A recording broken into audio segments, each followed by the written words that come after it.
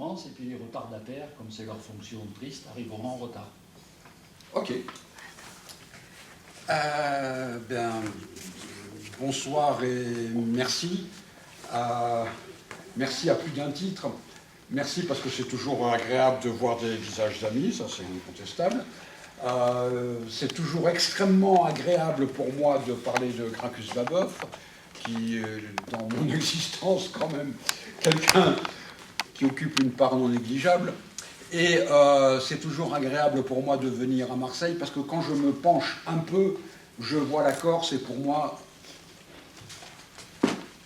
c'est, comment dirais-je, c'est juste avant le paradis.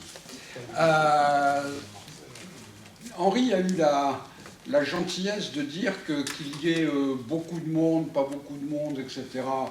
J'essayais de faire le travail, c'est gentil.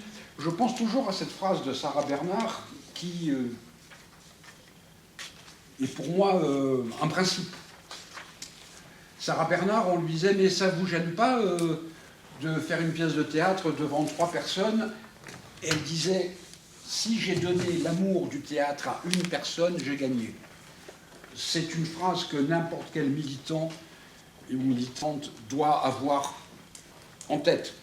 Bien évidemment, il vaut mieux parler devant 1000 personnes que devant 100 personnes. Il vaut mieux parler devant 100 personnes que devant 10 personnes. Il vaut mieux parler devant 10 personnes que tout seul dans sa salle de bain. C'est une évidence. On commençait à peine. Mais la question est, est-ce qu'on va pouvoir donner dans ces représentations théâtrales, pour parler de Sarah Bernard, ou dans des initiatives militantes, l'envie d'aller plus loin, de combattre, de comprendre, etc. On va essayer. Donc, Gracchus Babeuf. C'est qui, c'est quoi? Et ne croyez pas que quand je dise comme ça, c'est qui, c'est quoi, ça soit une formule de style pour épater la galerie, parce que très souvent, quand on parle de Babeuf, on a beaucoup plus l'impression de répondre à la question c'est quoi qu'à la question c'est qui. Or, le qui va amener au quoi, et pas du tout l'inverse. Je dis ça d'autant plus tranquillement que le bouquin que vous auriez dû avoir, pour des raisons qui ne sont de la responsabilité d'absolument personne dans cette salle, mais de la responsabilité unique du distributeur, et nous aurons les explications adéquates, on n'a pas les bouquins. Bon, c'est comme ça. Donc je sais que les amis de la Fédération de la Libre Pensée sont débrouillés pour avoir des bons de commande, pour que vous puissiez repartir non pas avec le livre, mais au moins avec l'illusion qu'à un moment vous aurez le bouquin, c'est comme ça. Donc je parle de ce bouquin parce que ce bouquin, justement, j'ai essayé de répondre à la question qui était Gracchus Babeuf.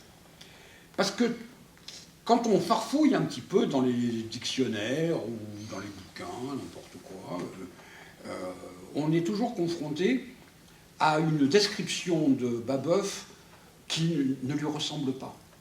On dit c'est le dernier des révolutionnaires, ce qui n'était assurément pas. Dire c'est le dernier des révolutionnaires, ça veut dire que ça y est, c'est fini, et après l'exécution de Babeuf, l'idéal révolutionnaire disparaîtrait. Non, l'idéal révolutionnaire n'a pas disparu, même s'il a eu des aléas, des hauts et des bas. On l'explique également, et c'est tout aussi faux, c'est tout aussi, comment dirais-je, fantasmé, que c'est le premier des communistes. C'est faux à plus d'un titre.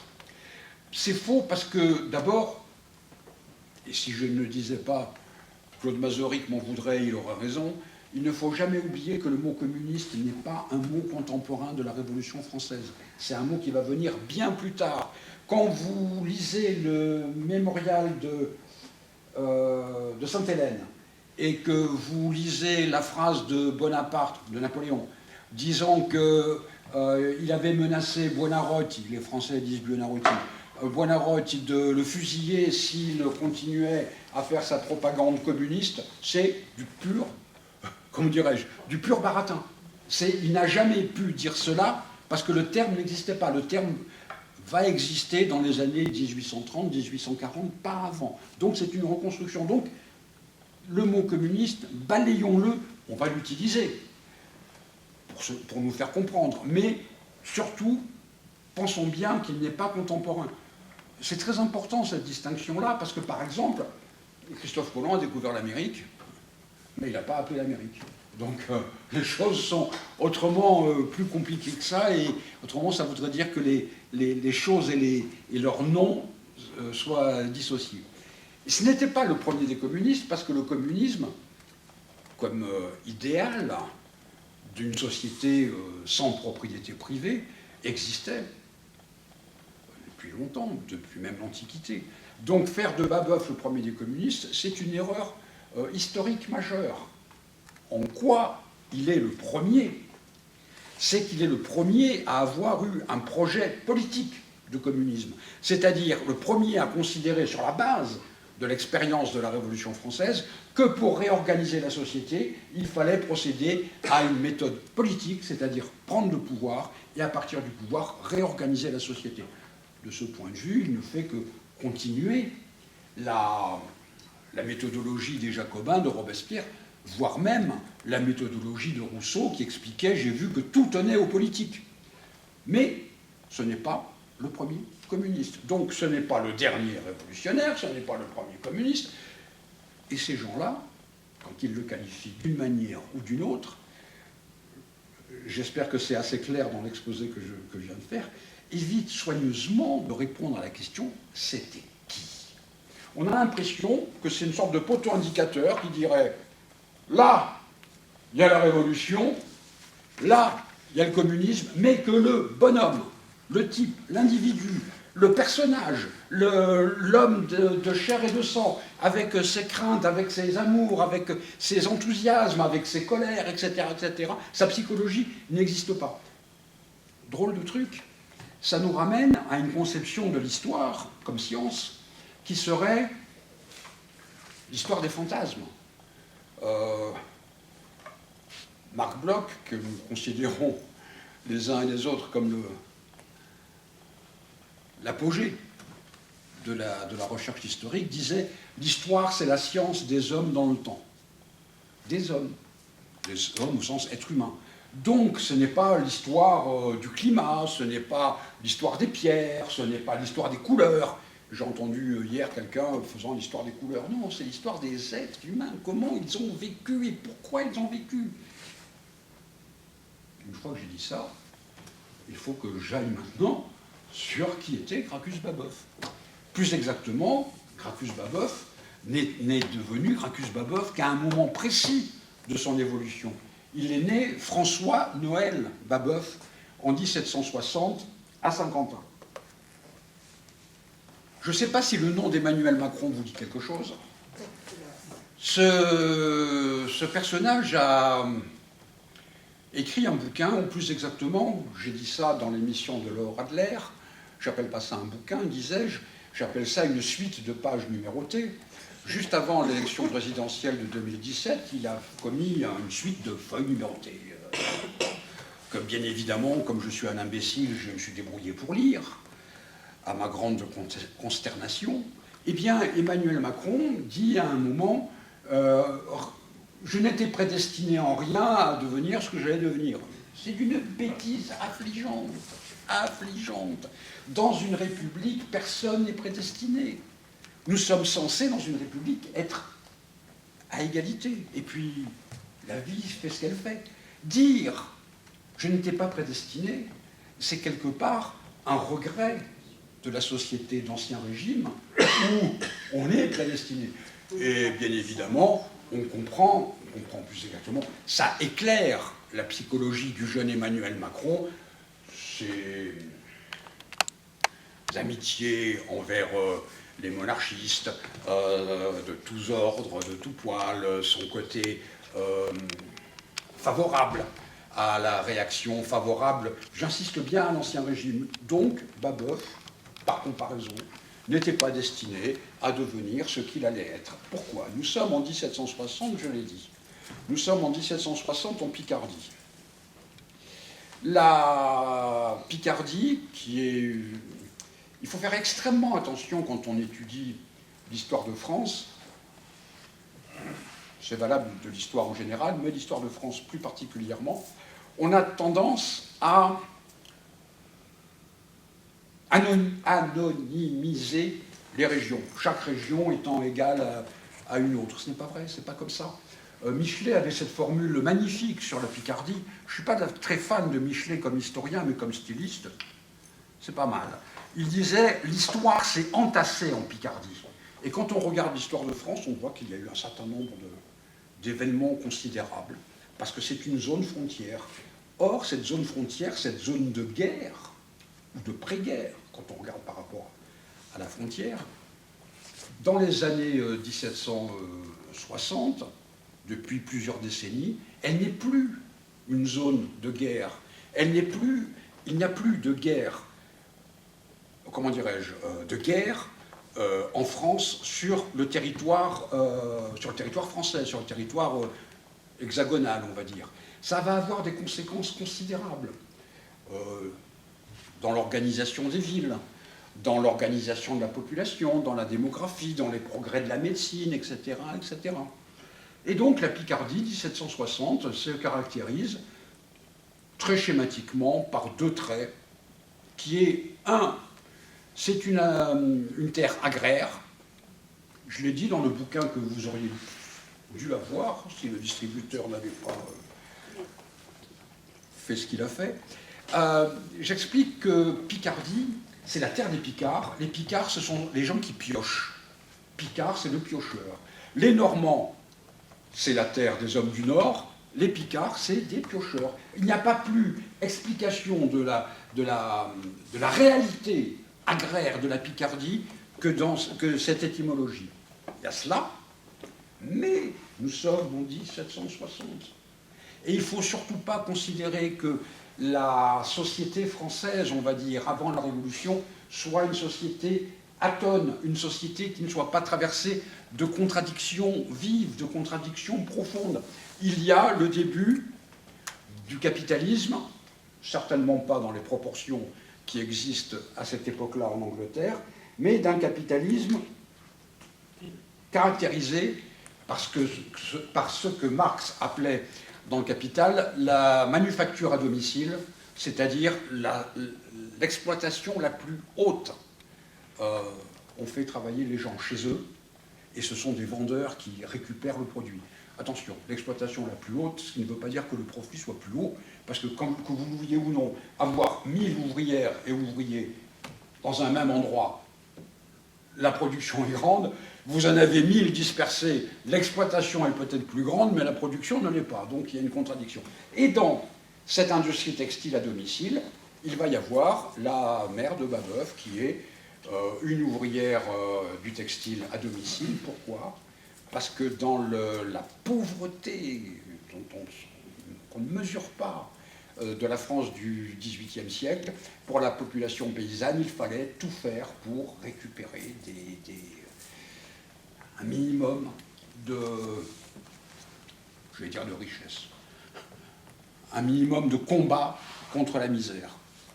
Il n'est pas anodin de voir que la main-d'œuvre qui va contribuer, et pas uniquement en Picardie, à ce développement du capitalisme rural, du capitalisme à domicile, c'est la main-d'œuvre féminine. Ne jamais oublier ça. Ça, c'est la maman de Babeuf, donc dans cette Picardie traversée par une agriculture qui n'évolue pas beaucoup, même si ici ou là il y a des progrès, Parmentier n'est pas loin. Et également donc, le début du textile, du capitalisme. Et Père Babeuf. Le Père Babeuf, surnommé l'Épine, je le dis dans le bouquin, et je pense que c'est assez vrai, être surnommé l'Épine n'indique pas nécessairement qu'on puisse avoir un caractère particulièrement agréable. De tout ce qu'on sait du père de Babeuf, il méritait bien le surnom de l'Épine. Il va s'engager dans l'armée, il va déserter, s'engager dans l'armée quand on est en pleine paix. déserté alors qu'on est toujours en pleine paix. Et là, il va y avoir, c'est le troisième problème quand on travaille sur la biographie de Babeuf, c'est que d'un côté, le premier des communistes, de l'autre côté, le dernier des révolutionnaires, et une foule de bobards, hallucinants. Par exemple, il va être inventé que le père de Babeuf aurait été le précepteur des enfants du roi d'Autriche. Aucun document, ni de près, ni de loin, n'indique la moitié du huitième, du centième, d'un millionième de piste en ce sens. C'est pas grave, ça a été imprimé. Il a même été indiqué que François-Noël Babeuf s'appelle Noël parce qu'il est né le 24 décembre, et d'ailleurs, il était tellement pauvre que son berceau était une huche à pain. Bon. Le seul problème, c'est que si ça avait été vrai, d'une manière ou d'une autre, Babeuf l'aurait indiqué, l'aurait écrit. Il n'y a jamais aucune trace de cela. Et quand on regarde, et d'autres l'ont fait bien avant moi, les registres paroissiaux, il n'est pas né le 24 décembre, il est né le, je ne sais plus combien, de novembre d'ailleurs, le quantième, tiens, un trou de mémoire intéressant, c'est freudien ce truc-là. Donc, il naît dans une famille considérablement pauvre. Son père a eu comment je peux dire ça, une vie particulièrement agitée. Il devient petit fonctionnaire dans l'administration fiscale. Très intéressant.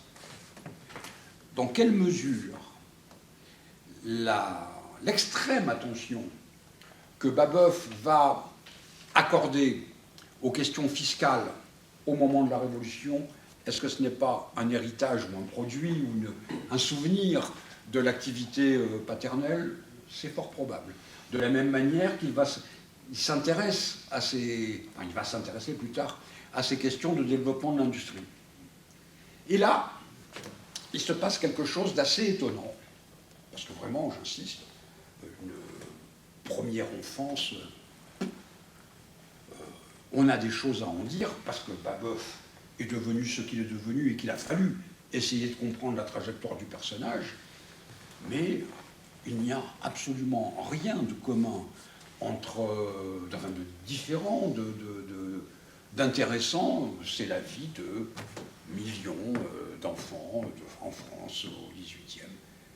Quand j'étais étudiant en histoire,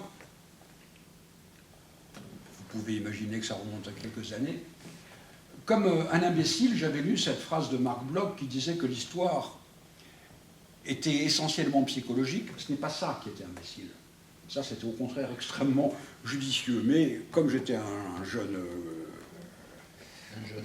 Voilà. Bien marxiste, etc. Mais de quoi, c'est pas vrai. L'histoire n'est pas psychologique. D'abord, l'histoire, c'est la lutte de classe, etc. Oui, mais c'est pas ça dont parle Marc Bloch. Marc Bloch ne parle pas de la sociologie. Il ne parle pas de l'étude des sociétés, il parle de l'histoire des individus. Et bien évidemment, l'histoire des individus, elle est psychologique.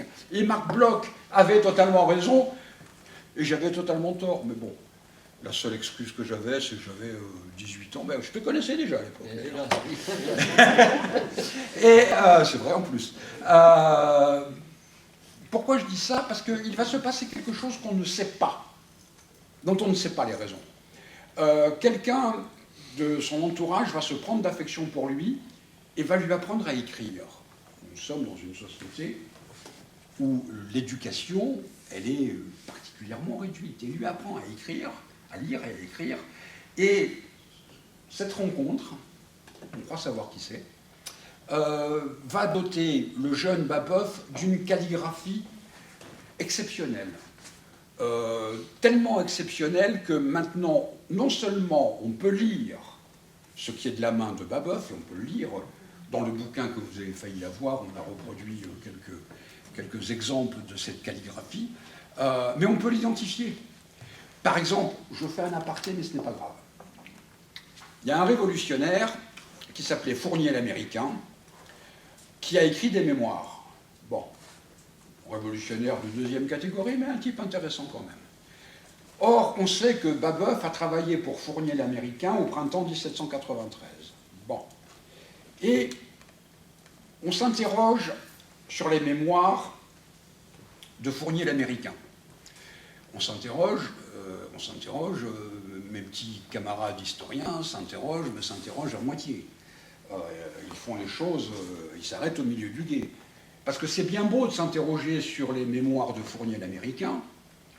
On peut voir assez facilement que des expressions stylistiques peuvent être celles de Babeuf, mais peuvent être aussi celles de pas savoir qui. Donc, mais ce qui est intéressant, vous avez de saines lectures, monsieur.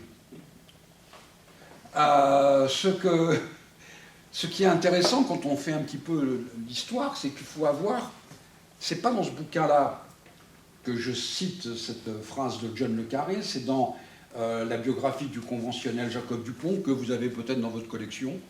Bon, en plus il l'a. Donc, l'historien doit avoir une connaissance du tempérament criminel. Si l'historien n'a pas cette espèce d'appétit pour aller farfouiller, eh bien, on farfouille, on fait quoi? On sait que Fournier l'Américain, ses mémoires existent à l'état de manuscrit aux archives nationales. Eh bien, on va aux archives nationales. Et on compare l'écriture des mémoires de Fournier l'Américain et l'écriture de Babeuf. Et c'est la même. Donc voilà pourquoi, quand Gracchus Babeuf, à l'âge de 8-9 ans, commence à apprendre à lire et à écrire, c'est important pour lui, mais ça va être important pour tous ceux qui vont s'intéresser à ce genre de choses. Il dit de lui que c'était un abominable vaurien. Il n'y a aucune raison de ne pas le croire. Pour à la fois le punir et pour rajouter un petit peu d'argent dans les recettes familiales, on l'envoie travailler comme terrassier, il a 12 ans, au canal de Picardie. Bon, j'étais à Saint-Quentin il n'y a pas très longtemps, ne croyez pas, j'ai parlé du jeune Emmanuel Macron. Si vous pensez que ce que je viens de dire, envoyer des gamins de 12 ans, ouvriers, terrassiers pour les canals de Picardie, ça a un rapport avec la sensibilisation professionnelle des élèves de 5e, dans ce bouquin, j'écris que le capitalisme s'est toujours construit sur le dos des enfants. Toujours, toujours. Les voitures électriques, elles sont électriques parce qu'il y a des gamins dans les pays d'Afrique, etc., etc. Je ne vous fais pas le détail. Donc il se retrouve là, et pour lui c'est un drame. Ça doit être un drame pour tous les gamins. Mais lui, il savait lire et écrire. On commençait à le louer pour cette qualité-là, et il le dit pendant 5 ans. Je suis dans l'incapacité de toucher une plume ou de lire un livre. Ça s'arrête, et là il se précipite. Il y a une leçon toujours extrêmement intéressante dans la dialectique.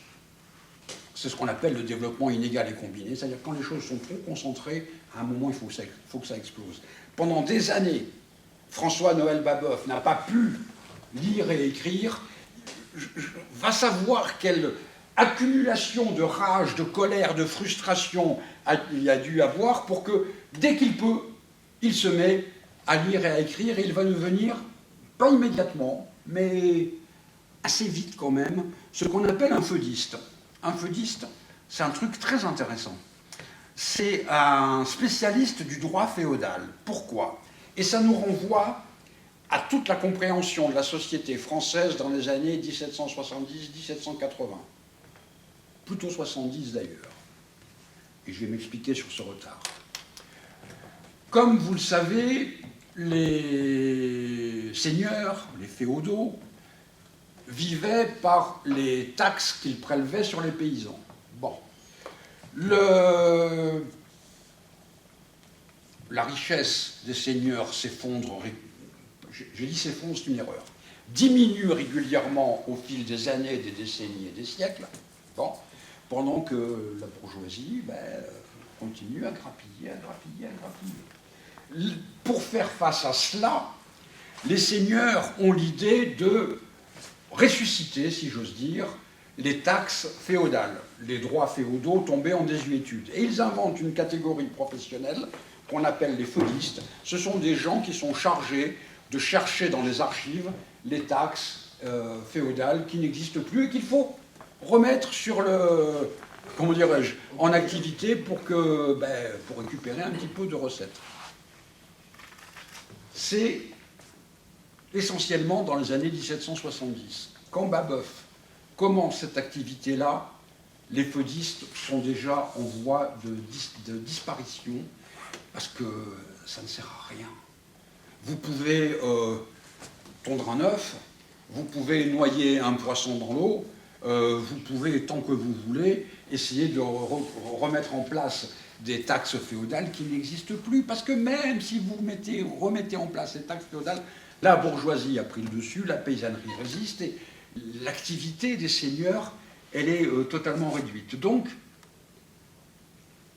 il fait ce travail-là. Est-ce que ça veut dire, comme l'ont écrit un certain nombre d'historiens et d'historiennes, qu'il devient, c'est surtout les réacs qui disent ça, il se met au service de la féodalité? Et c'est curieux, le premier des communistes a commencé sa carrière comme serviteur de la féodalité. Pas du tout, pas du tout. Parce que dans les textes, d'abord c'est un technicien. Est-ce que la technique remplace la politique? Drôle de discussion. Ensuite, quand il écrit, parce que très vite, mais il n'est pas que le seul comme feudiste à faire ça, leur pratique, ils essayent, les feudistes, on a plusieurs exemples comme ça, de leur donner une théorie, d'écrire tout ce qu'ils font, d'expliquer pourquoi ils le font, etc., etc. Et donc, dans un des textes, Babeuf dit il faut s'intéresser aux droits du pauvre paysan, c'est-à-dire qu'il n'est pas le serviteur de la féodalité, il est aussi celui qui considère qu'il faut les droits, mais les droits doivent inclure aussi ceux du pauvre paysan. Et surtout,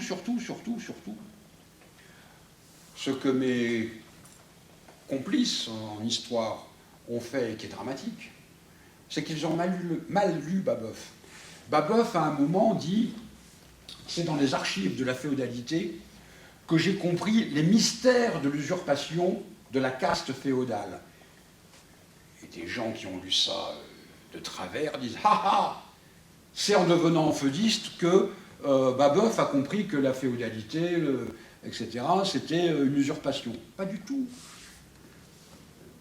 Je ne sais pas si j'étais assez clair dans ce que j'ai dit. Babeuf dit « J'ai compris les mystères de l'usurpation ». Il ne dit pas « J'ai compris l'usurpation ». Il ne dit pas « J'ai regardé les archives des seigneurs et là, devant mes yeux hagards pour parler comme Henri Salvador ». Là, c'est même pas 18 ans, c'est encore quelques années. C'est pas dans les archives de la féodalité qu'il a compris l'usurpation. C'est dans les archives qu'il a compris les mystères de l'usurpation, la technique de comment ça s'est fait. Et dernier élément sur Babeuf feudiste, notre ami François Vartel avait fait en 89 quelque chose d'extrêmement intelligent. Il avait comparé, il avait juxtaposé la carte des émeutes paysannes en Picardie de la Révolution et la carte où Babeuf avait travaillé comme feudiste avant la Révolution. Les deux cartes coïncident. Ça veut dire que Babeuf, comme feudiste, n'avait pas laissé un mauvais souvenir, loin s'en faut, aux paysans. C'est très intéressant. C'est-à-dire que pour un historien ou une historienne, tout ce qui brille n'est pas or. Dès qu'il y a une affirmation, dès qu'il y a un fait, dès qu'il y a un document, il faut se dire, est-ce qu'il n'y a pas un autre fait derrière le fait? Est-ce qu'il n'y a pas un autre document derrière le document? Est-ce qu'il n'y a pas, pour parler comme Jacques Prévert, des choses derrière les choses? C'est ça qui est, comment dirais-je, passionnant, enfin, pour moi, dans le travail d'historien, c'est qu'il ne faut jamais se satisfaire d'une explication, fût-elle l'explication la plus logique, la plus... Il y a peut-être quelque chose derrière qui? Il y a peut-être... il doit y avoir quelque chose à trouver. Il doit y avoir une question à poser. C'est pour ça que l'histoire est j'allais dire, un perpétuel recommencement. C'est stupide comme formulation. L'histoire est inachevée. Si l'histoire n'était, comme science, n'était pas inachevée, j'ai dit ça très exactement sous cette forme-là lors d'une conférence à l'Institut La Boétie, à quoi bon la recherche historique? Une bonne photocopieuse suffirait largement? Non. On a besoin de se dire, mais est-ce que c'est vraiment ça? Est-ce qu'il n'y a pas quelque chose d'autre? Est-ce qu'en décalant le regard, on ne découvrirait pas autre chose? Et donc, Babeuf, serviteur de la féodalité, ça ne tient pas la route. D'ailleurs, il s'est heurté avec un certain nombre, parlons français, de seigneurs, mais attention, hein, ne faisons pas, là aussi, d'autres historiens ont raconté un peu n'importe quoi, parce que Babeuf s'est heurté à tel ou tel seigneur, Gracchus pointe sous François Noël, Napoléon pointait sous Bonaparte, etc. Non, il s'est engueulé avec quelqu'un, point. Ne faisons pas d'un conflit individuel, factuel, personnel, les prémices d'un conflit, d'affrontement de classe pré-marxiste ou je ne sais trop quoi. Tu t'engueules avec quelqu'un parce que tu t'engueules avec quelqu'un, point. Comme disait, après avoir cité Prévert, je peux citer Freud, des fois une clé c'est simplement une clé. Et des fois une engueulade avec un seigneur, c'est simplement une engueulade avec un seigneur. Ça, c'est la vie de François-Noël Babeuf. Mais si ce n'était que la vie de François-Noël Babeuf, ce serait passionnant. Tout autour de lui, un monde s'agite, un monde se remet en cause. Et lui qui est isolé en Picardie, il ne faut jamais oublier, par exemple, que, à part ses emprisonnements à Arras, à part son emprisonnement fatal à Vendôme, il connaît la Picardie, Paris, rien d'autre. Il n'a jamais vu la mer. Même pas, vous voyez, c'est vraiment deux endroits de sa géographie personnelle, rien d'autre. Donc il est totalement isolé. Et justement, parce qu'il est isolé, on en revient à cette dialectique du développement inégal et combiné, justement parce qu'il est isolé, il veut tout savoir. On a dit de lui, c'est une erreur. Notre ami Claude Mazouric, à juste titre, avait corrigé cette erreur en disant, on a dit de lui que c'est un autodidacte. La formule est débile, parce qu'on est toujours tous autodidactes. Il n'y a pas les connaissances du monde qui sont arrivées d'un seul coup dans votre cerveau, plus ou moins contrariées. Telle connaissance est arrivée dans votre cerveau parce que vous allez la chercher. Telle connaissance s'est incrustée dans votre cerveau parce qu'elle vous a marqué. Donc il y a une part nécessaire d'autodidacte dans votre démarche, dans vos connaissances. Par contre, j'ai utilisé, je maintiens ce propos, Babeuf est un boulimique. Il lit tout ce qu'il peut trouver. Et donc, il va se retrouver en correspondance avec l'Académie d'Arras. Les académies, c'est un peu, pour vous souvenir, comment fonctionnent les académies. Ils posent des questions, l'origine de la propriété, l'Académie de Dijon a rendu célèbre Rousseau, etc. Et donc, il est dans un environnement intellectuel épistolaire. Il est isolé, il a une riche activité épistolaire, il est persuadé d'avoir des discussions. Le responsable de l'Académie du Bois de Fosseux est un petit peu un escroc, il a inventé en quelque sorte le copier-coller, il a inventé des circulaires qu'il prédécoupait pour faire croire à son destinataire que c'était l'unique destinataire de son courrier, alors que c'est pas vrai, c'était des circulaires préadaptés, on va dire. Très astucieux comme système. Mais il se retrouve comme ça au contact de cet énorme bouillonnement intellectuel. Par exemple, on sait qu'il avait une bibliothèque. On a même eu, à un moment, la liste des bouquins composant sa bibliothèque. Et comme les historiens sont des types un peu bizarres, L'historien qui a eu cette liste n'a pas jugé utile de la recopier, donc on ne sait pas les livres qui composaient les bibliothèques de Babeuf. C'est bien dommage, mais c'est comme ça. Et nous sommes dans les années, on va dire, 1785. On voit bien que la monarchie absolue, on ne sait pas encore comment, mais c'est fini. Vous savez, il y a des choses qu'on sent. On ne peut pas les expliquer, on ne peut pas les théoriser, on ne peut pas les formaliser, on ne peut pas les prophétiser. En 1785-86, tout le monde voyait bien que l'ancien régime, la monarchie absolue, sous cette forme-là, était condamnée. Risquerais-je le parallèle à dire qu'en 2023, tout le monde a l'impression que la Ve République est condamnée? Je pose la question, parce que je suis un vrai hypocrite, mais il ne peut pas y avoir des millions de gens qui pensent quelque chose sans qu'il y ait des conséquences. C'est impossible. Ni en 2023, ni en 1785, 1786. Et donc, il se met, lui, c'est quelqu'un qui a la passion de l'écrit. Si on oublie cette dimension psychologique forte chez Babeuf, on passe à côté de Babeuf. La dimension, la passion de l'écrit comme lecteur et comme consommateur. Au procès de Vendôme, son ami Charles Germain va expliquer, je cite, j'aime beaucoup cette phrase, il extrait de partout ce couillon-là. Dès que Babeuf avait un journal, hop, il trouvait un argument dans le journal pour ceci, pour cela. Et donc, c'est un consommateur, et il écrit. Nous avons une énorme chance, les archives de Babeuf, pas toutes, mais une partie considérable, sont conservées à Moscou. Une énorme chance, oui et non. Parce que, mais vous allez comprendre pourquoi, je peste et je ne suis pas le seul à pester. Depuis 1960, grâce à l'immense historien Victor Moisseevitch Dalin et quelques autres comme Albert Soboul et Armando Saïta, les œuvres de Babeuf ont été traduites en russe, formidable. Depuis 1961, on va dire, et on n'y arrive pas.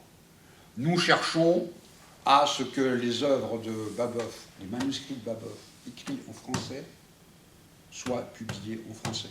De toutes les manières possibles, on a essayé les uns après les autres. Est-ce que c'est quelque chose de, comment dirais-je, d'anecdotique? Certainement pas. Certains personnages, je vais dire ça parce que je suis filmé, je ne vais pas dire ce que j'en pense, ont publié des textes de Babeuf, mais dans des conditions tellement approximatives qu'on ne sait pas si c'est des textes de Babeuf qu'ils ont recopiés à Moscou, qu'ils ont publiés, ou les fantasmes de leurs textes. Donc c'est très, très discutable. Petit détail, j'ai parlé de la Corse tout à l'heure, je peux en parler longtemps. Babeuf s'intéresse à la structure agraire de la Corse, et notamment, dans un de ses textes, il parle des paroisses. Or, les paroisses en Corse, ça se dit pieve, comme vous le savez, bien sûr. Le seul petit problème, c'est que le document que nous avons, la traduction, il y a écrit pièce. Alors, est-ce que Babeuf a écrit le texte original, c'est pièce? Ça veut dire qu'il a fait une erreur. Ou est-ce que c'est pieve? Ça veut dire qu'il avait vraiment une connaissance fine de la structure agraire de la Corse. J'ai essayé de toutes les manières possibles, je ne suis pas arrivé à avoir le texte original. Donc vous voyez que avoir ces textes originaux, tiens, j'ai soutenu mon DEA avec François Furet, un type charmant. Rien à voir avec un historien, mais un type charmant. Et à un moment, je raconte que j'avais trouvé tel ou tel truc dans les archives. Il me répond, je vous jure que c'est vrai. Oh, vous savez, moi, les archives, comme ça. Et là, je me suis dit, mon pauvre Jean-Marc, je m'appelle comme ça dans l'intimité. Mon pauvre Jean-Marc, dans quoi tu t'es encore fourré? Heureusement. Quoi? Tu t'appelles Jean-Marc dans Oui. l'intimité. Oui, oui, oui. Bah, il y en a qui s'appelle Dieu dans l'intimité, donc ça fait une...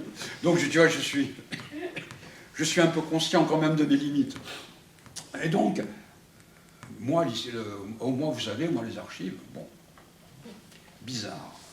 S'il n'y a pas d'archives, il n'y a pas d'histoire. S'il n'y a pas d'histoire, il n'y a pas d'historien.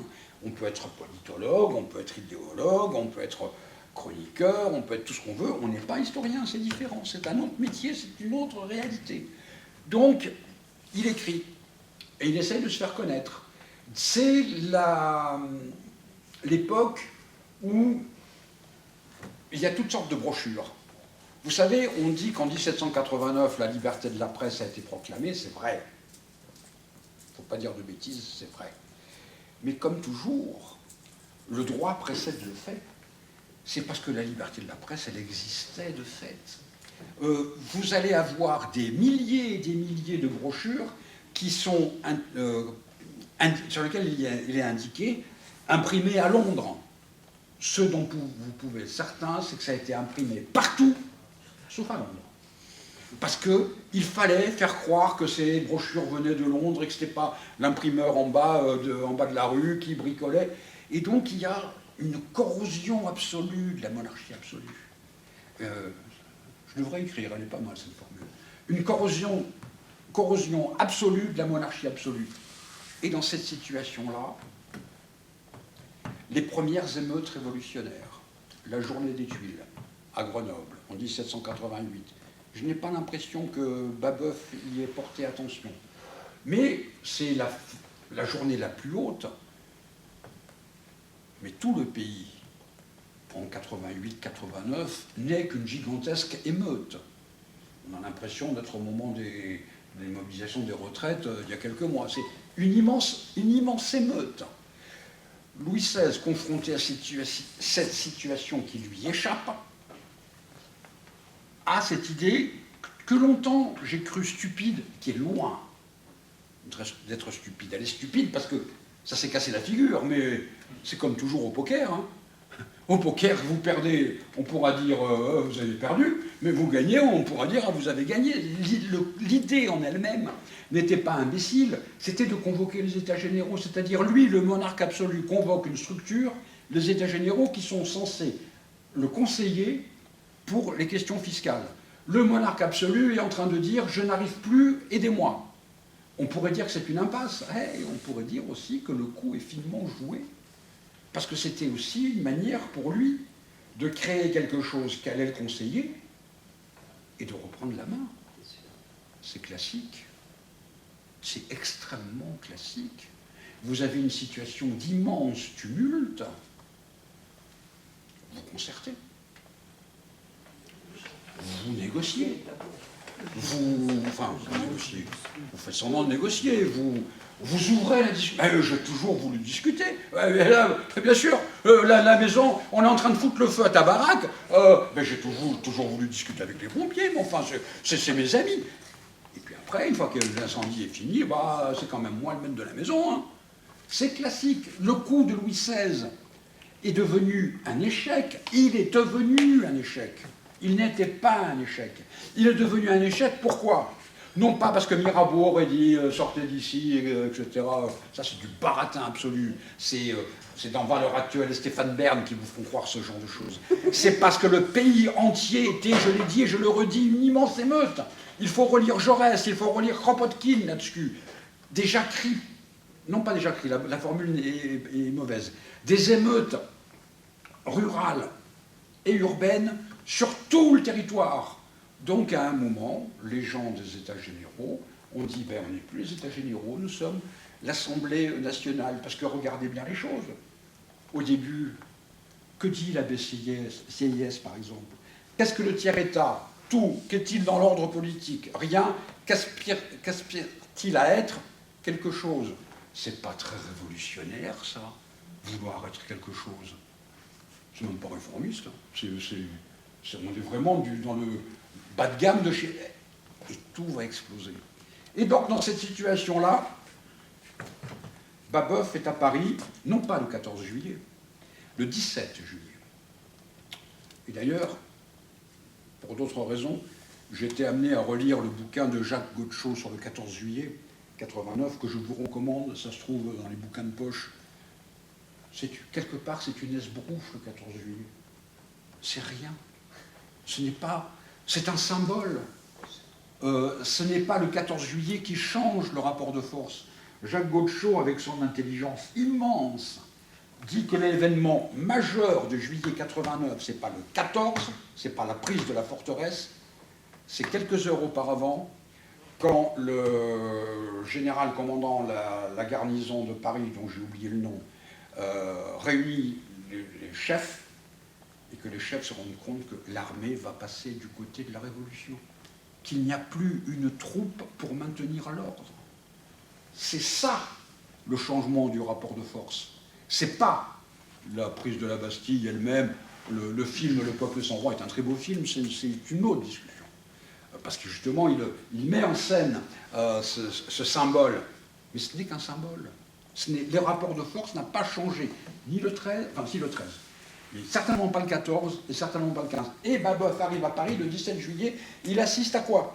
Il assiste au lynchage de 2 responsables, Berthier et Foulon, 2 responsables de l'alimentation de Paris. Un lynchage, un pur lynchage. Le 17, hein. Les gens qui expliquent que le 14 juillet, la Bastille est prise et après, tout le monde, youpi, la vie est un long fleuve tranquille, c'est pas vrai. Et il publie une lettre sur laquelle Jaurès, une fois de plus, a attiré notre... Ça fait combien de temps que je parle? 3 jours? Ne t'inquiète pas. Continue. Sur laquelle Jaurès a attiré notre attention, par laquelle il dit « Cette joie, la joie du peuple, me faisait du bien, me faisait du mal. » Parce que cette violence, Babeuf est quelqu'un qui ne supporte pas la violence. En 1795, il va inventer ce concept assez étonnant, loin d'être stupide par ailleurs, qui sur les moments de grande violence que nous vivons actuellement, devrait quelque part nous interroger. Il invente le concept de l'insurrection pacifique. Comment une insurrection peut-elle être pacifique? Eh bien justement, il explique que la force contraignante du peuple va amener à cela. Donc il explique que cette violence l'emballe, parce que c'est la justice que fait le peuple, et l'épouvante parce que c'est la violence. Et il a cette phrase, et Jaurès dit « Notre bon et sensible Babeuf », et il a raison, il dit « Les maîtres, au lieu de nous polisser, nous rendre polis, P-O-L-I-C-E-R, au lieu de nous polisser, nous ont rendus barbares, parce qu'ils sont barbares eux-mêmes. » Et là, avec la permission du président, je vais sortir légèrement, quoique, de mon propos. Vous savez, quand 3 cabines téléphoniques brûlent, c'est abominable, c'est dégueulasse, c'est de la violence, c'est honteux, c'est l'argent des contribuables, c'est les symboles de la République. Je peux vous faire BFM ou CNews quand vous voulez, quand vous voulez. Mais considérer qu'il puisse y avoir un quelconque point de comparaison entre ça et une balle dans la poitrine d'un gamin de 17 ans, moi je ne marche pas. Qui rend barbare? Et là, c'est encore une fois l'interrogation de Babeuf. Les maîtres, les dominants, au lieu de nous polisser, nous ont rendus barbares parce qu'ils sont barbares eux-mêmes. Et aujourd'hui, le 29 juin 2023, je crois que ces propos sont encore plus pertinents, encore plus puissants, encore plus incandescents que le 17 juillet 1789. Quand on nous parle de violence, la violence de qui? La violence de quoi? La violence comment? Jaurès, là aussi, l'a expliqué bien mieux que moi. Donc, il est dans cette situation-là, et j'ai écrit dans ce bouquin que vous n'aurez pas ce soir, que ce n'est pas les révolutionnaires qui font la révolution, mais la révolution qui fait les révolutionnaires. À partir de ce moment-là, Babeuf, un peu avant Robespierre, et beaucoup d'autres, devient révolutionnaire, non pas par choix, comment dirais-je, métaphysique. Qu'est-ce que tu fais? Je vais devenir footballeur professionnel? Non. Je vais devenir aviateur? Non. Je vais devenir pompier? Non. Je vais devenir révolutionnaire? Oui, pourquoi pas? C'est un métier d'avenir. Non, c'est pas comme ça que ça se passe. C'est parce qu'il n'y a plus aucune possibilité pour les individus constituant la nation de vivre de manière apaisée qu'il devient révolutionnaire. Comme tout le monde connaît mes opinions politiques, ça ne choquera personne que je cite Trotsky. Trotsky disait « La révolution, c'est l'irruption des masses sur le terrain où se joue leur propre destinée. » La révolution de 1789, c'est ça. Il y avait une situation figée, Marie-Antoinette, ses moutons, de temps en temps des gens qui grognaient mais qu'on pendait vite fait. Et puis, à partir, non pas du 14 juillet, mais bien avant, et ça va continuer pendant des années, l'irruption des masses sur le terrain où se joue leur propre destinée. Ils vont décider, ces masses, à faire de la politique. Je suis en train de lire, maintenant après Prévert, c'était Baudelaire, c'est mon cœur mis à nu. Je suis en train de lire un papier d'une historienne américaine. Inutile de vous dire que je le lis avec le dictionnaire à la main, sur les journées d'octobre 1789. Et elle explique comment ces femmes, les Parisiennes, se sont mises à faire de la politique. Et c'est très intéressant de savoir que c'est aux États-Unis qu'il y a énormément de recherches universitaires, parce que l'université française, notamment l'université sur la Révolution, a été saccagée depuis des années et des années. Et Michel Vauvel, qui était notre maître, au moins à deux d'entre nous dans cette salle, était le dernier représentant de cette tradition, non pas de défense de la Révolution, mais de considérer la Révolution comme étant un objet scientifique qui méritait d'être étudié scientifiquement. Maintenant, Stéphane Bern, comment il s'appelle, Laurent Deutsch, etc., ça vous suffit largement, c'est pas la peine d'étudier. De toute façon, pourquoi étudier? Vous allez livrer des pizzas. Donc, à partir de juillet 89, il est, comme des milliers d'autres, comme des milliers et des milliers d'autres, un agitateur, un patriote engagé. On ne dit pas encore militant, le terme n'existe pas. Mais c'est ça. Un journaliste, tout militant, pardonnez-moi l'anachronisme, devient un journaliste, tout journaliste devient un militant. On va pouvoir, il va y avoir des journaux partout, partout, partout. Dans toutes les villes, même les plus petites en général, il y a deux journaux. Un journal plus ou moins réac, un journal plus ou moins patriote.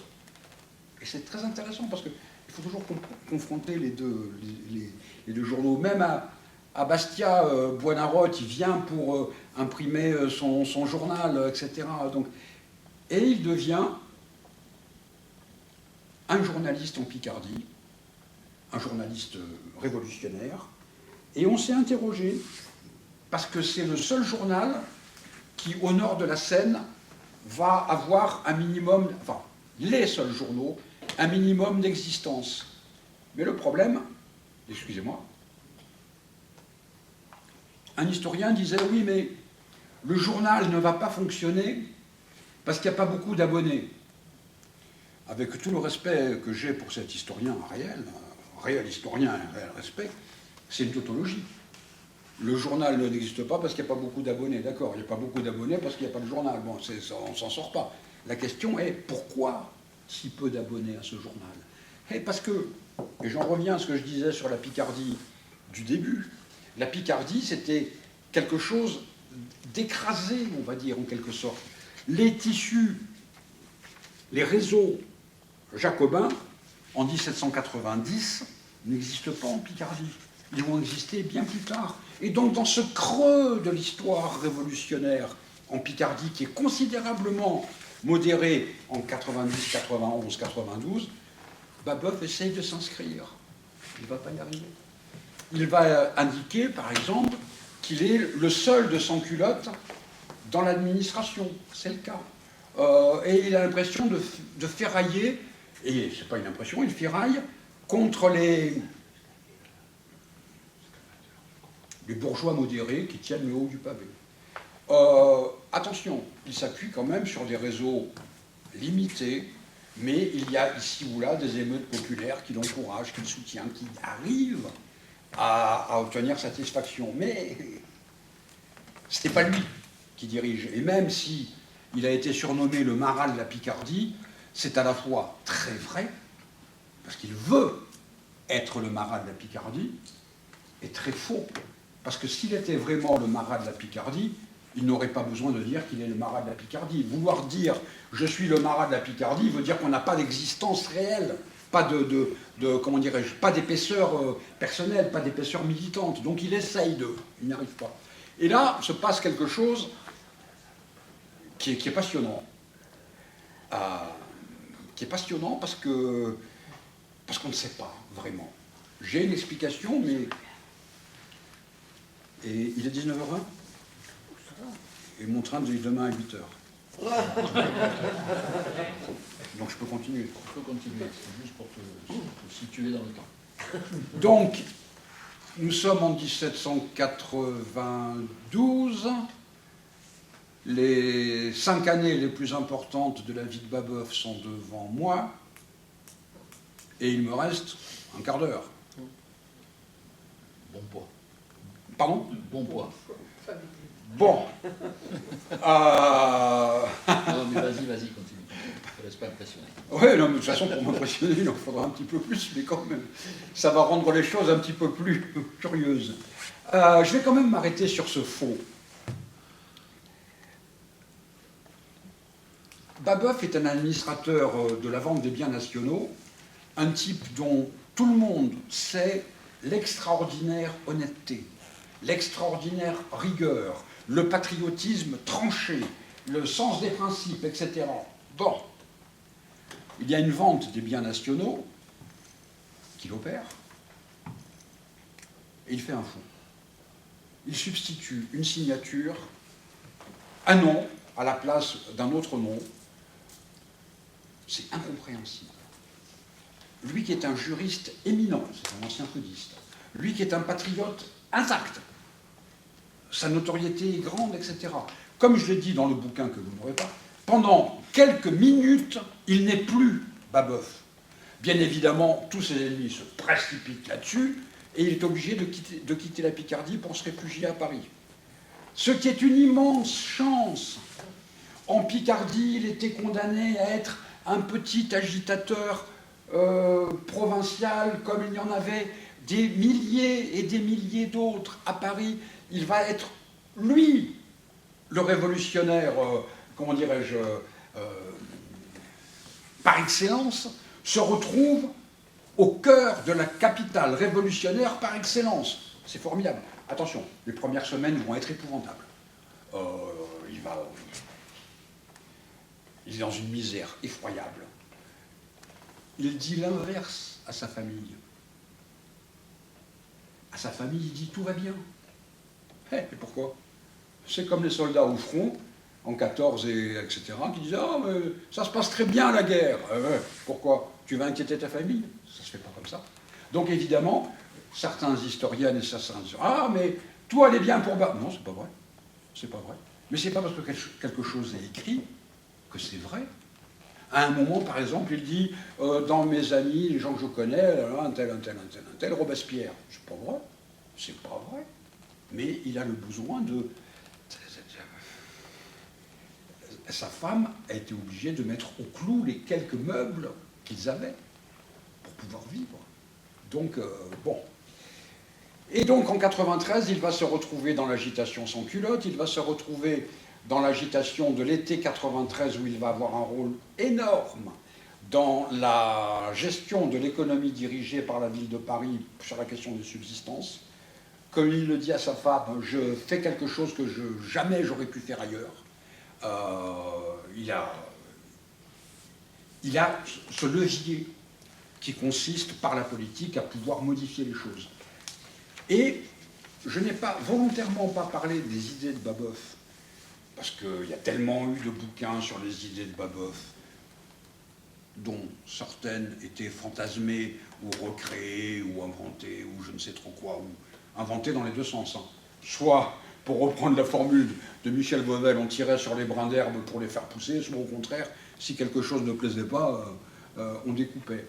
Les idées de Babeuf, assez vite, il se prononce pour, volontairement, je ne vais pas utiliser le terme communisme, mais pour la propriété collective.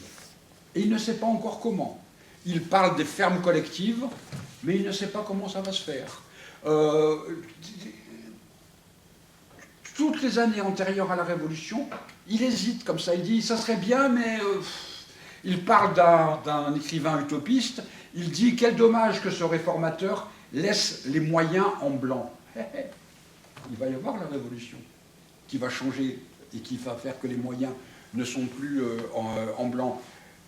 Donc, 93, il fait ça. Il commence, et notamment quand il est en prison, un moment, il écrit cette chose sur laquelle cet immense historien soviétique, Viktor Moïsseevitch Dalin, mon cher Henri, je ne te cache pas ma profonde satisfaction d'avoir en son temps appris à Pierre Brouet que Viktor Moïsseevitch Dalin, dans son jeune temps, était un des organisateurs de l'opposition trotskiste. Et Brouet ne me croyait pas, je lui ai prouvé que c'était vrai. Donc, Dalin avait trouvé une ligne dans ses archives de Babeuf à Moscou. Une ligne, dans un brouillon, dans lequel Babeuf écrit « Club des communautistes et des égaux ». Communautistes, pas communistes. Mais c'est la première forme, attention, c'est un brouillon, c'est dans sa tête, c'est pas autre chose. C'est la première forme d'organisation de partisans. C'est le début du début d'un parti. Un parti, c'est quoi? C'est la formule de Benjamin Constant, c'est un regroupement de partisans. Quand Babeuf dit « club des communautistes et des égaux », il y a même un mot illisible. Mais il faut commencer à... La chute de Robespierre va singulièrement compliquer les choses pendant tout un temps, et il va être emprisonné dans les années 80, en 95, et là il va se être à nouveau en contact avec un public de gens qui ont le même parcours que lui, de révolutionnaires, dire déçus, non, parce qu'un révolutionnaire n'est jamais déçu, ou alors c'est pas un révolutionnaire, de révolutionnaires qui cherchent à réfléchir sur comment continuer, comment le travail de Robespierre de réorganiser la société le faire, et comment ce travail de réorganisation de la société, il faut le faire sur la base d'une doctrine commune, une doctrine nouvelle, pardon, qui est la propriété commune. Ce qu'il va appeler le bonheur commun, ce qu'il va appeler, ça va prendre la forme de l'organisation de la conjuration des égaux, pour laquelle il va être arrêté et quelques mois après, guillotiné. Ça va, j'ai tenu. Je vous remercie infiniment. Et je suis désolé,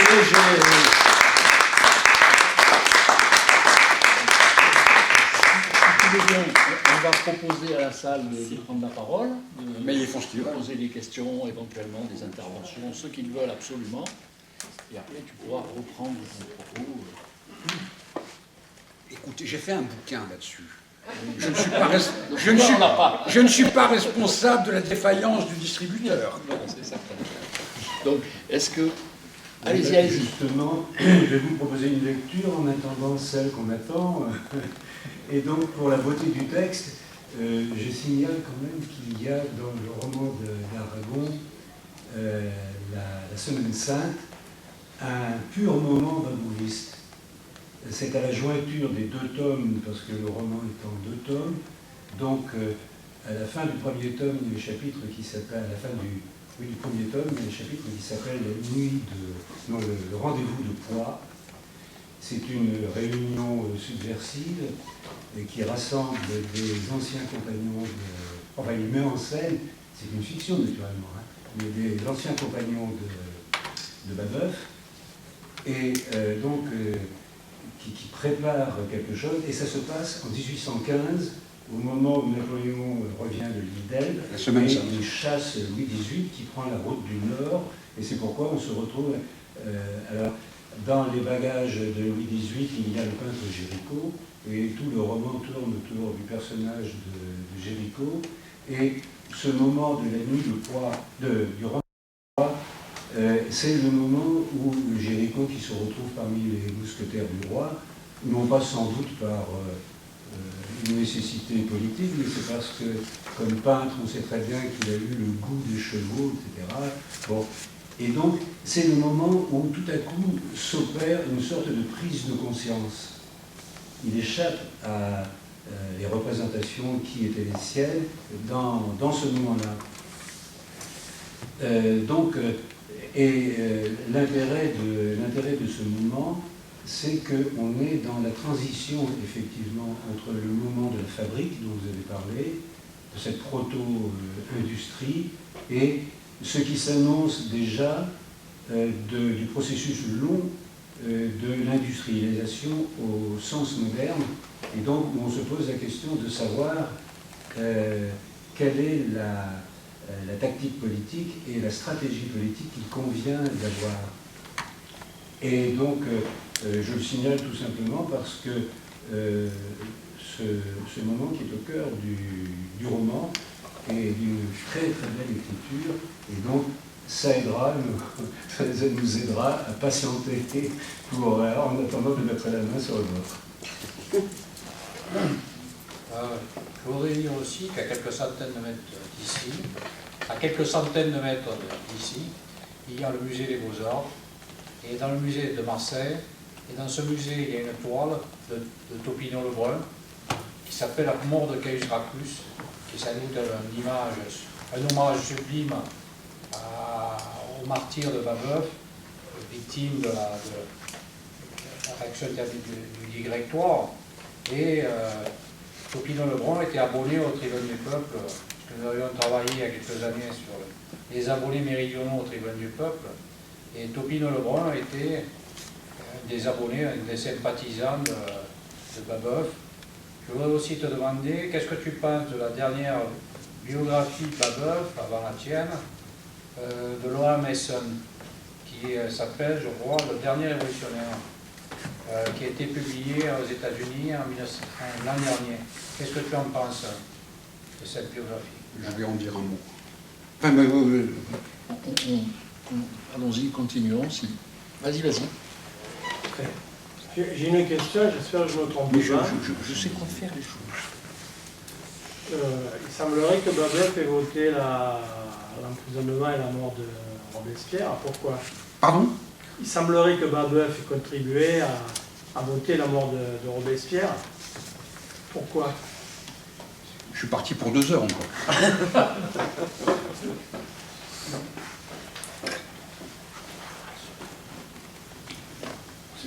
Vas-y. Oui, une curiosité, je découvre. Est-ce qu'il y a une filiation, une descendance de Babeuf sous une forme organisée, avec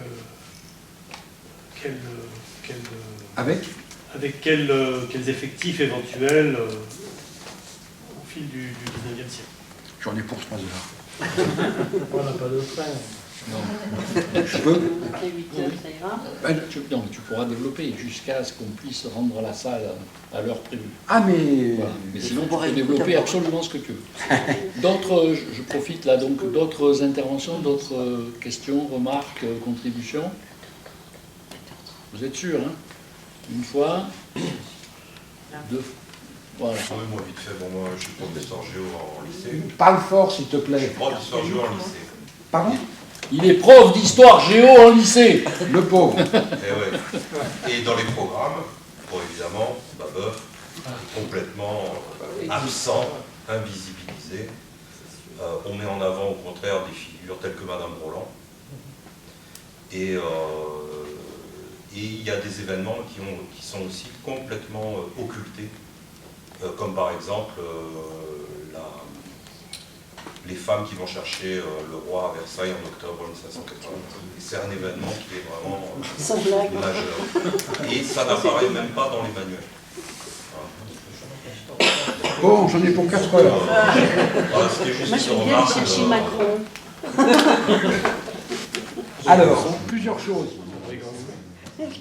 Je n'ai pas obligatoirement le même engouement que d'autres sur Aragon, loin s'en faut, loin s'en faut. Mais cette évocation de la Semaine Sainte me fait toujours penser à quelque chose qui me réjouit à un point que vous ne pouvez pas imaginer. Et toi, tu connais cette affaire-là. Il y a quelques années de cela, Régis Debray avait fait un rapport sur l'ignorance de la culture religieuse dans l'éducation nationale, qui est pathétique. Bon. Je voudrais bien savoir ce que c'est l'éducation religieuse. Je connais le catéchisme, je connais l'éducation. L'éducation religieuse, c'est un oxymore pour le moins. Et dans les éléments prouvant que l'éducation religieuse était vraiment catastrophique dans ce pays, il citait par exemple le fait qu'on n'étudiait pas la Semaine Sainte. Voilà. Mais il s'en a expliqué lui-même en disant que... Mais la Semaine Sainte n'a aucun rapport avec une question religieuse, c'est la semaine avant Waterloo. Donc ce que Régis Debray, une fois de plus, comme tous les cuistres, a prouvé, c'est non pas la méconnaissance de la part des enseignants et des élèves de l'éducation religieuse, c'est sa profonde méconnaissance à lui et sa profonde cuistrerie à lui. Ça, c'est une chose. Sur les... Vous l'avez cité, Michel également, d'un certain point de vue, la mort de Babeuf, se suicidant avant son exécution, après un procès truqué, dès le départ, lui et quelques autres savaient qu'ils allaient être zigouillés. Tiens, Charles Germain, dont je parlais tout à l'heure, était persuadé qu'il allait être guillotiné. Il se tourne vers le juge et lui dit « Vous allez me guillotiner. Et si vous ne me guillotinez pas, vous allez m'envoyer en Guyane, comme les déportés. » Et il dit cette phrase que toute militante, tout militant doit avoir gravée dans son cerveau. Il dit « Je trouverai toujours des gens avec qui discuter. Et s'il n'y en a pas, je prêcherai les perroquets. » C'est-à-dire qu'un militant digne de ce nom ne se dit pas « je ne peux rien faire ». Il se dit « je ferai quelque chose ». Et si c'est prêcher les perroquets que je dois faire, eh bien je prêcherai les perroquets. Un militant qui dit « je ne peux pas », c'est pas un militant, ça n'existe pas. J'ai parlé d'émission avec Laura Adler. Laura Adler, délicate personne à tous égards, me demandait ce que ça veut dire quoi être un militant actuellement. Je lui répondais que la plus belle caractérisation d'un militant avait été donnée par le gaulliste Sanguinetti, les Français disent Sanguinetti, qui rappelait que un militant et militaire, ça a la même étymologie latine, miles militis, c'est un soldat, c'est un combattant. Un militant qui ne dit pas comme Charles Germain, je prêcherai les perroquets, ou je trouverai quelque chose, il peut rayer le qualificatif militant de tout ce qu'il veut. Mais j'en reviens par la bande à cette question du procès, de la mort de Babeuf, qui ne pouvait qu'avoir un impact très fort sur le monde artistique. Topino Lebrun, qui était à la fois un immense peintre, un militant, il a même été zigouillé par Bonaparte, un procès truqué. Topino Lebrun était un abonné, tu l'as dit, au Tribune du Peuple, mais plus que ça, puisqu'il était le secrétaire de l'ambassadeur français à Bâle, qui s'appelait Bassal, qui lui-même était abonné, et c'est très curieux de voir que en Suisse, il y avait, je ne vais pas dire une ramification, mais quelque chose d'assez étonnant, puisque le Paul Usteri, à Genève, était le seul abonné de langue germanique, et que comme par hasard, l'immense philosophe Hegel était dans ce cercle de connaissances autour d'Usteri, autour de la revue Minerva de Hambourg, etc. Mais quand je parle des expressions artistiques autour de Babeuf, il faut lire Balzac. Balzac, qui pourtant n'était pas un révolutionnaire, loin s'en faut, parle des personnages qui ont gravité dans la conjuration babouviste, notamment dans Une ténébreuse affaire, avec éloquence. regardez ce qu'en dit Victor Hugo. Victor Hugo, d'ailleurs, même se trompe. C'est passionnant comme erreur. À un moment, dans 93, il raconte un accrochage entre Danton et Robespierre, et il dit « Cette anecdote a eu comme témoin le vieux Buonarroti. » Buonarroti. C'est pas vrai. C'est pas vrai. Au moment où Buonarroti raconte ça dans les années 1820, il était vieux. Mais au moment où il a assisté à l'algarade entre Danton et Robespierre, il n'était pas vieux du tout, il n'avait même pas une trentaine d'années. Donc, Victor Hugo, en faisant cette erreur, en dit beaucoup plus sur ses sources à lui qu'autre chose. On sait par exemple qu'Abel Gans avait prévu de faire un film sur Babeuf. Ça aurait été bien. Donc c'était obligé qu'il, comment dirais-je, qu'il marque des esprits. Pourquoi? Et ça rejoint un peu la question sur le bouquin de Laura Mason, qui évidemment ne sera jamais traduit en français, parce que plus l'édition française est une catastrophe. Mais Laura Mason, c'est très intéressant ce qu'elle fait. Elle avait déjà fait dans plusieurs articles dans les annales historiques, mais il y a quand même ce qu'elle indique dans son titre, c'est que avec Babeuf, une époque se termine. Ce qui est vrai et faux. Parce qu'une époque se termine, oui, mais elle existe également. Par la bande, ce que dit Laura Mason, c'est ce que disait R.M. Andrews, qui parlait des babouvistes comme étant des hommes sans présent. Tu vois, elle fait comme si c'était la queue de Robespierre. Et la spécificité, alors pourtant que c'est un travail très documenté ce que fait Laura Mason, y compris sur la presse, mais elle ne travaille quasiment exclusivement que sur la presse, pas tellement sur les rapports, pas tellement sur... Or, la presse, on sait très bien, c'est un élément des sources, c'est pas le seul élément. Parce que qui dit presse, dit journaliste, dit l'opinion du journaliste, mais peut-on mettre sur le même plan le journaliste du Moniteur qui polémique avec le bonheur commun et le journaliste, je ne sais pas moi,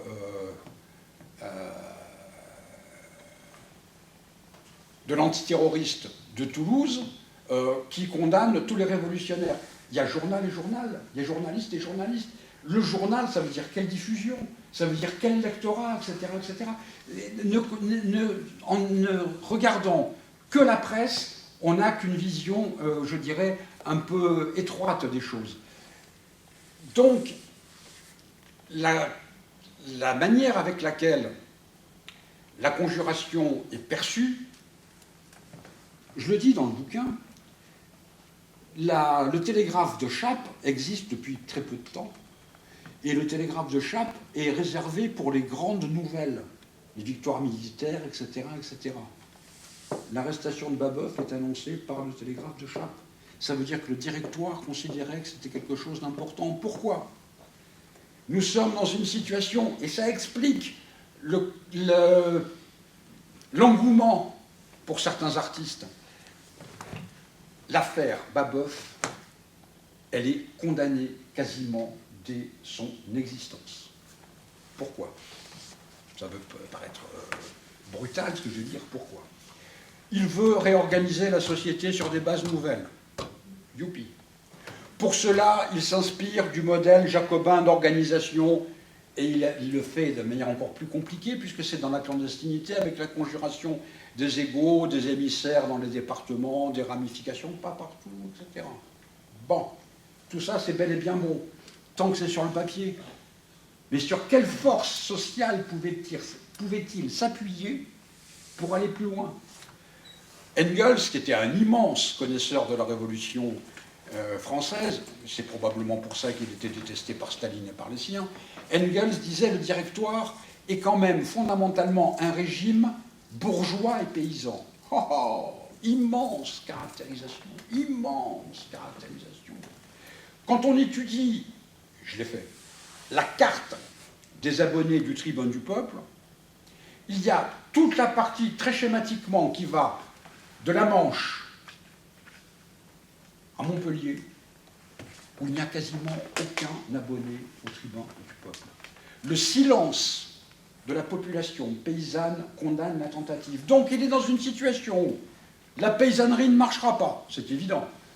Comment voulez-vous que les paysans en 1795, 96, 97 se prononcent pour la propriété commune? Ça va être assez difficile. Je vous conseille de discuter de ça avec des gens de la FNSEA, par exemple. Enfin, je vous le conseille, mais faites-le de loin. La paysannerie, c'est cuit. La bourgeoisie, pour les mêmes raisons, c'est encore plus cuit. Qu'est-ce qu'il reste? L'armée. Ne considérez pas que l'armée, en 1796, soit l'armée de Napoléon, pas encore. Et même l'armée de Napoléon, c'est beaucoup plus compliqué que ça. L'armée a changé de nature mois après mois. Elle est passée de la nation en armes de Valmy. Pensez au discours de Napoléon Bonaparte, qui a grandi à Ajaccio lui aussi, s'adressant à l'armée d'Italie. On va se faire du fric, il leur dit. Hein. Il l'enrobe ça de manière... mais c'est ça.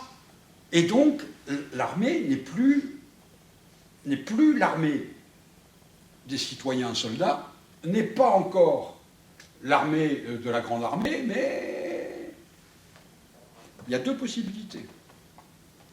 Les sans-culottes. Or, depuis 1795, depuis l'écrasement des émeutes de Germinal et de Prairial, la sans-culotterie est morte. Épuisée, liquidée militairement, liquidée politiquement, etc., etc. Il reste le prolétariat. J'ai passé une partie non négligeable de ma thèse à étudier est-ce qu'il y avait un prolétariat en France en 1796 ? Très, très discutable, très discutable. Et même dans les concentrations urbaines prolétariennes qui existaient, où il y a eu des émeutes ou des soulèvements, tout ce que vous voulez, l'influence babouviste est très, très limitée. Il y a un endroit, peut-être deux, avec les ouvriers du textile à Reims, mais c'est très faible. Et c'est le prolétariat qui est encore dans les limbes, qui n'existe pas encore. Donc vous avez une tentative communiste sans aucun moyen de la réaliser. Engels, une fois de plus, dans La guerre des paysans, par contre, dit que le chef révolutionnaire qui se met lui-même en avant dans une situation où il ne peut pas, où il est trop en avant, se condamne lui-même. Il ne parle pas de Babeuf quand il parle de ça, il parle de Münzer. Mais c'est parfaitement valable pour Babeuf, il est trop en avant, Babeuf. Il est à la fois, et c'est encore Engels qui dit ça, il est trop en retard, enfin il est en retard par rapport à 1793, et il est en avance en 1796, il est dans un creux. Donc la conjuration, j'ai fait cette connerie, hein, de regarder la conjuration uniquement sous le prisme organisationnel, ce qui est vrai, il faut le faire. L'influence des journaux, la propagande, les chants, etc., etc. L'organisation, mais l'organisation de qui? Or, on se rend compte que c'est très faible. Personnellement, j'estime à 20 000, on va dire, personnes, hommes et femmes, qui se sont engagés dans la conjuration babouviste. Quand vous sortez d'un truc où on considère qu'il y avait 500 000 jacobins et affiliés aux jacobins ou proches des jacobins, la pente est rude, comme disait Raffarin. Oui. Je ne sais pas. Après avoir cité Baudelaire, je peux citer Raffarin au point où on en est. Je ne sais pas. Donc voilà sur cette question-là. Il y a encore trois... Ah ouais, une question que j'aime beaucoup. Il y en a trois en fait. Une question que j'aime beaucoup, c'est les femmes et octobre 1789. Et là, est sorti depuis hier, traduit en français, un bouquin d'une historienne américaine qui s'appelle Cathy Jarvis, qui étudie, qui revisite totalement l'histoire des femmes pendant la Révolution, parce que qu'est-ce qu'on a pu lire et entendre comme conneries, passez-moi l'expression, mais au moins vous savez ce que je pense. On est passé d'une phase où les femmes étaient totalement absentes pendant la Révolution. Bon, ça c'était clair. C'était pourri, mais c'était clair. À une phase où dès qu'il y avait quelqu'un, Madame Roland ou n'importe quoi, hein, ah, Olympe de Gouges, qui était une foutue réactionnaire, quand j'entends des hommes de gauche parler d'Olympe de Gouges comme une féministe révolutionnaire, ça me sort par les yeux, parce qu'elle a été guillotinée, certainement pas parce qu'elle était féministe, mais parce qu'elle voulait défendre le roi à la place des avocats du roi, et qu'elle avait lisé la déclaration des droits de la femme. C'est très simple, c'est la déclaration des droits de l'homme, et partout où il y a écrit homme, elle a rayé, elle a mis femme. Et elle fait ça après la fuite du roi à Varennes, et elle le dédicace plusieurs mois après la fuite du roi à Varennes à Marie-Antoinette. Ça, une révolutionnaire. Alors après, Madame Hidalgo et bien d'autres. Enfin bon, passons. Ça y est, je me suis énervé. Pour l'instant, ça va, c'est le contrôle. Donc, la deuxième phase, c'est dès qu'il y a une femme, ça nous montre bien que la révolution est misogyne, etc. Ce qui n'est pas vrai, c'est pas du tout comme ça que ça se passe. La question du droit de vote n'est qu'un tout petit aspect de la citoyenneté. Heureusement qu'il y a des historiennes solides, Dominique Godineau par exemple, ça, une élève d'Albert Soboul évidemment, ou quelques américaines, ou Martine Lapierre bien sûr, Jacques Guillaume a écrit des choses très intéressantes sur les femmes pendant la Révolution.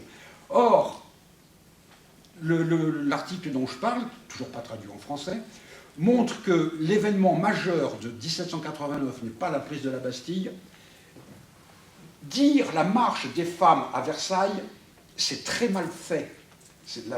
C'est résumé en une formule d'intitulé la réalité. Ce n'est pas que les femmes aient marché sur Versailles, ce n'est même pas que les femmes aient ramené la boulangère, le boulanger, le petit mitron à Paris, c'est déjà pas mal, mais ce qui s'est passé, c'est que le 5 octobre 1789, les femmes ont envahi l'Assemblée nationale et ont dicté aux élus de l'Assemblée nationale ce qu'il fallait faire. Quand Mounier revient de sa délégation chez le roi, il découvre qu'il y avait une femme à la place du président, assise sur le siège du président de l'Assemblée nationale, qu'elle votait à la place des députés, qu'elle chopait les députés, qu'elle les engueulait. C'était le contrôle par le peuple de ses élus. L'Assemblée nationale est proclamée le 17 juin 1789. Le contrôle populaire, et de manière non pas violente, de manière investie, va-t-on dire, a lieu le 5 octobre 1789. Et du 5 octobre 1789 jusqu'à l'écrasement des journées de Prairial en 1795, ça va être ça, la Révolution. Le contrôle des élus par le peuple. Plus ou moins bien, plus ou moins pacifiquement. Par ailleurs, plus souvent pacifiquement que violemment, contrairement à ce qu'on peut croire. Mais c'est ça qui est passionnant dans l'histoire de la Révolution, c'est que ce n'est pas Mirabeau, Danton, Robespierre, machin, mais c'est toujours cette dialectique entre le peuple et les femmes.